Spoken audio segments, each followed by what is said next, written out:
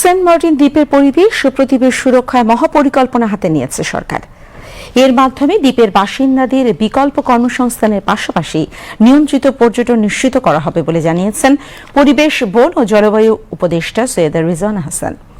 দুপুরে রাজধানী একটি হোটেলে আয়োজিত সম্পর্কিত এক কর্মশালায় তিনি একথা বলেন।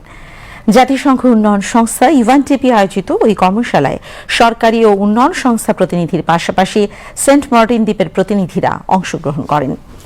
পরিবেশ উপদেষ্টা আরও বলেন, সরকারের মূল লক্ষ্য দ্বীপটিকে পূর্বের অবস্থায় ফিরিয়ে আনা, কেননা দ্বীপ বাঁচলে মানুষ ও জীববৈচিত্র্য বাঁচবে। দ্বীপকে ঘিরে একটি চক্র বাণিজ্যিক ফায়দা হাসিল করছে উল্লেখ করে সৈয়দা রিজওয়ানা হাসান বলেন, সেন্ট মার্টিন একটি বিশেষায়িত দ্বীপ, এর সুরক্ষার জন্য রাজনৈতিক অঙ্গীকারও প্রয়োজন। সেন্ট মার্টিন দ্বীপটাকে ফিরিয়ে আনা, যে দ্বীপটা ছিল, যে দ্বীপের সমৃদ্ধ জীববৈচিত্র্য হারিয়ে গেছে, সেই সমৃদ্ধ জীববৈচিত্র্য ফিরিয়ে আনা। এইটা শুধুমাত্র জীববৈচিত্র্য ফিরিয়ে আনার জন্য ফিরিয়ে আনা না, দ্বীপটাকে বাঁচিয়ে রাখতে হলে এই কাজটা করতে হবে। অনিয়ন্ত্রিত অর্থনৈতিক কার্যক্রম এই অস্তিত্ব সংকটটাকে ত্বরান্বিত করে তুলছে।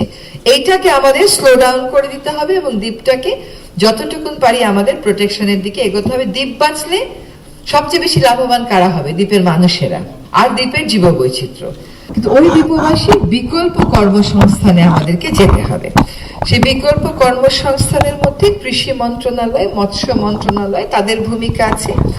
তেমনি ভাবে হস্তশিল্প তৈরির ব্যাপার আছে, শুটকি করে বিক্রির ব্যাপার আছে, মাছ ধরার ব্যাপার আছে, এমনকি ট্যুরিজম ইজ অ্যান অপশন। কিন্তু ট্যুরিজমটা এখানে অতি অবশ্যই নিয়ন্ত্রিত